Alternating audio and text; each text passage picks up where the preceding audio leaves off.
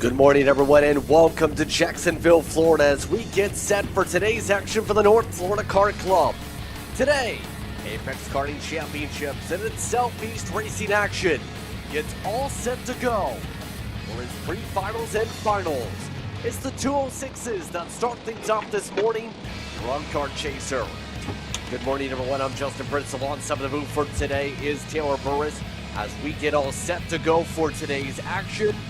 Lots of things to talk about, but the first thing to mention off the top, race officials announced before practice this morning that this field will get one warm-up lap per race, which means our race distances go down 1 minute apiece compared to what we've seen at Noah Motorsports Park. That's because, simply, it's 26 degrees Fahrenheit. Feels like 16 degrees Fahrenheit. And obviously in those conditions, Taylor, with it being so cold, you want to get the tires warm. Absolutely, Justin. I mean, it has absolutely been a brutal weekend of winter action all across the Southeast and beyond as we are getting ready to see everybody bundled up, get set. You see how some of the tents are already trying to cover up and prevent as much as the wind from coming in. Thankfully, it's a sunny day. It will warm up to, right around 40 degrees by the time we hit 2, 3 o'clock this afternoon to wrap up for the day. So, a lot of things to keep in mind as we get set for our first pre-final action of the morning. Indeed. So, currently the Masters are getting set to go here today. 18 karts are on the racetrack for the pre-final. Eric Fagan, Brad Davis up at the front, Todd Barron third, James Insko fourth, Cale Martin along with Brett Estes, Curtin and Hastings at the top 8, May and Tony at the top 10, Chalmers, Sagaitis, McGillary, Lemke, along with Scholes, Miller, Cleese, and Appel are the rest of the drivers in the pack. And a lot of tire warming still getting set as they come up to the tram lines. So, to reference how long this race will be, it will be 8 minutes plus 2 laps, not 9 minutes, like we normally would see for this format due to the temperatures. Looks like we're set. Lots of smoke popping up from karts as we're underway here from Jacksonville. And we're spinning in Jacksonville, front of the field, having several problems, at least 4, 5, 6 karts scattered about. Tough break for a lot of competitors right there on the opening lap here, but Eric Fagan will go ahead and lead the charge with Martin, Davis, and company right on his tail. Throw in May and Todd Barron as well as they negotiate out of the mini bowl and onto the back straightaway. 2 by 2, they will have themselves lined up, ready to go as a slingshot past their competitors as they head down the back straightaway. That was Insko amongst those that got spun around the 427 machine. Already a chaotic beginning, but already some different players like Cale Martin already in the heart of the lead pack. Others on the dig, for example, Chalmers, we've seen have flashes of speed yesterday. But right now the top 4 making it clear here. They want to draft away, they want to break away. They also want to scuffle for this race lead a little bit because there's the change for the 470. Able to take it into the mini bowl and take the lead for our first change of the morning. And Cale Martin wasting no time whatsoever to get the race lead away from Eric Fagan as they head down the back straightaway. Let's see how they decide to play with each other on this matter. Will they go and try to keep it single file, or will they do battle like we see in that second and third group? There you see down to the inside, Todd Barron under pressure from Curtin and McAleer. That's trouble for one driver going way off the track. Yeah, that is McGillary actually going way off the circuit. That's going to drop them well down the order back to the teams right about where they started this race. And already a lot of these drivers making it clear they're having issues here being able to stick to the racing surface, but that's what we expect here. Cold temperatures means very little grip for some of these drivers as these tires aren't going to be in the optimal window per se for after a couple laps. Looking like, though, this lead pack as a result of things is splintering down to 2, maybe 3. Davis just trying to hold on to the pole. Yeah, Brad Davis is doing everything he can to keep up with the pace here, but Fagan and Martin have definitely got their karts dialed in on this opening run. Both of them swapping fastest lap of the race each and every time they cross the line, but Brad Davis trying to stay right there, being that third car in this group, trying to make sure he doesn't lose touch with your top two. Martin doing a really good job so far over the course of this one to try and play defense a little bit after the swaps earlier on. Martin, one of the drivers that also ran in CKNA regional action the course of last year in terms of his karting side of things. We're under 5 minutes to go, already on the clock here. Of note, as things go, some of your big movers of the race, +8. Sean Scholes has gotten himself up to P8. Also a +5 for Chad Miller, as well as Ronnie Appel amongst those trying to charge up. Ron Kleiss also trying to make up a lot of ground. It's gotten up to 14. But up for the race lead, it's time to change positions.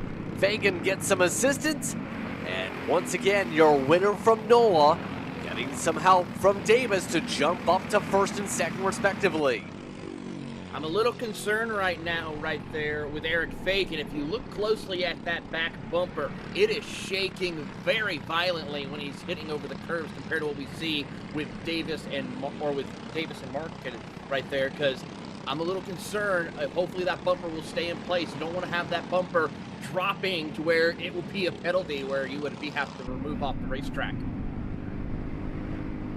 Let's definitely keep an eye on that. Obviously, that could also impact how you are maybe driving the track, but some of the others driving into some battles here. Curtin able to get to fourth. Danny May, haven't really mentioned that name too much this weekend. Also in the top 5 right now as we go here. Danny May, one of the other drivers from AMP in terms of competition since 2020. Not going to be in this main pack quite yet. Still 3 minutes on the circuit in this pack to work with here as they try and break apart a little bit. This lead group is starting to splinter, Taylor. It certainly is. It's about to be a two-horse race between Fagan and Davis because they have left Martin in the dust coming in for the final couple of corners here. And they are continuing to work their way through and stretching out that race lead. It's currently now about half a second between them as well as Cale Martin. Surprisingly, a couple of drivers in the middle of that group of field that I've been watching right now. Jeff Chalmers as well as a couple of others, including Todd Barron, working together as well to see if they can break into the top 5 and hunt down Danny May. All those names you just mentioned, trying to be able to pick up a lot more points to close up on the ground. Some of the drivers having some of the drops to factor, some don't, in terms of how the point structure appears right now. But as we play things out, the big thing to consider for some of these teams here is Fagan has been a perfect 500 points on the season so far. In the heat races, going to have to keep the momentum going. Davis is the one that is trying to stay lockstep with him. Right now, 448 total points picked up on the season for Davis for the championship games up at the point. So far, your top 2 in the championship looking like they're going to be duking on out in the final. You'd have to think as well, Taylor, but trying to feel things out here to see what's going to work here with a couple minutes to go. Yeah, a couple more minutes here with that. So we're looking right around 4, maybe 5 laps. And there Fagan sets fast lap, and Danny May also setting a good pace. He's got some great help from Ryan Curtin as they're trying to hunt down your top 3 as they work their way out of the mini bowl. That gap's starting to close up just a little bit. It's about 1.8 seconds between Curtin and Cale Martin. So they're going to have to wait and see if the top 3 start battling in the next couple of laps for them to try to close down. You see them ducking down to try to get as much out of the air. You see also from Curtin like, hey, let's go. We got work to do. And the big thing about that is the aerodynamics. When you try and move down in that circumstance, helps you pick up a little bit of speed. You have to be able to adjust in the seat. And one of the things too is driver weight, driver height, going to factor on how those aerodynamics hit your kart in the first place and how much drag you have. You want to be a lighter driver if you want to put together the speed, for example. Yeah, it certainly is, and it's going to be difficult because right here, we'll watch him down the back straightaway. Watch what Kill does. He'll tuck down as much as he can, and then you see Donnie May tucking his head down to try to stay out of the air as much as possible. So there's many different styles that you see, especially in the Briggs and categories that we'll have racing today. As they work their way through, they will hit the timer. It is now going to be showing 3 laps to go for your competitors, and now it's game on for your top 3. Ready ding ding. Right now, Davis and Martin need to close up pretty quickly.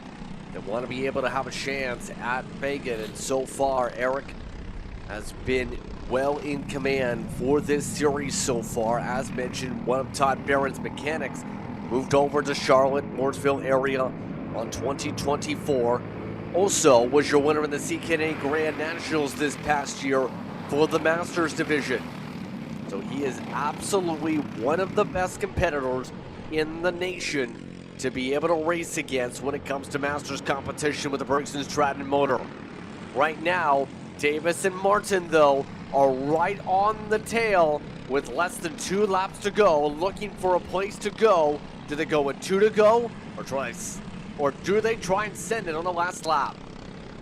If I was Davis, you got a partner like Martin, you can leave Fagan like right now in the dust because you got someone who's willing to work with you. Fagan now drops back to 3rd. Here comes Curtin and May. They're closing in as they enter into the final corners with the white flag in hand. Coming up to the white flag this time by Davis up at the front of the field. Now trying to sort things out with Martin as they work their way to the mini bowl section. Fagan trying to find his way back up to the lead, dives into the bowl, takes it away, moves up to 2nd. Able to rip back the spot for the 470, but he's going to need to be aggressive coming out of the main bowl.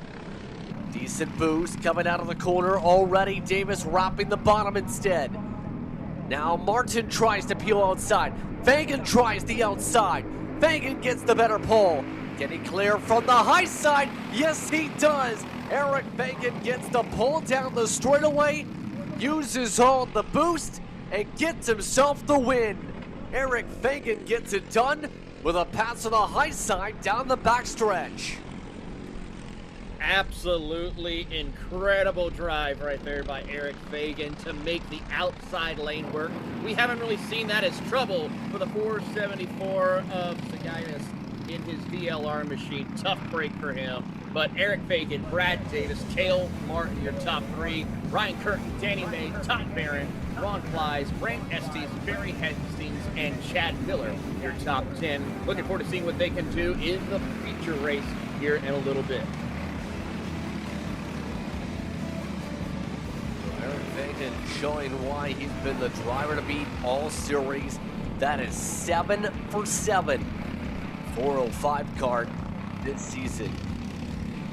These drivers now will take a bit of a step aside. When we come back, we'll continue on with the action. Happy with this here Kart Chaser from Jacksonville.